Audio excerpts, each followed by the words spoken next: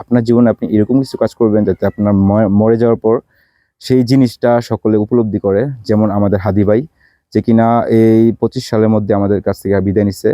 So হাদি ভাইকে নিয়ে অনেকে অনেক কথাই বলছে, বাট অনেস্টলি এই পার্সনটা ভিতর থেকে অনেক ফ্রেশ মাইন্ডেড ছিল।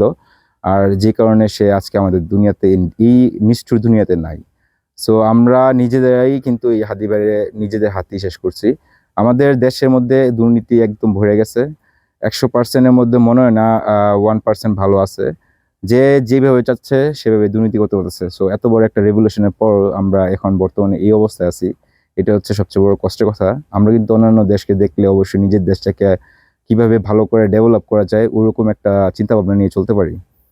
তো শুভকামনা সবাইকে 2026 সালে, অ্যান্ড অবশ্যই হাদি ভাইয়ের আত্মা আল্লাহ তাআলা জান্নাতে অবশ্যই গ্রহণ করে নেন। আমিন, এটা আমি মন থেকেই চাই। আর ওই এই পার্সনটা মন থেকে যে যতটুকু কাজ করে গেছে দেশের জন্য, এটা হচ্ছে আমাদের সকলকে একটা শিক্ষা। সো আমরা যদি চাই যে ভালো কিছু হোক, তাহলে অবশ্যই আমরা এই হাদি ভাইকে এত সহজে ভুলবো না, এবং তার আত্মত্যাগটাকে সবসময় আমরা মনে রাখার চেষ্টা করব।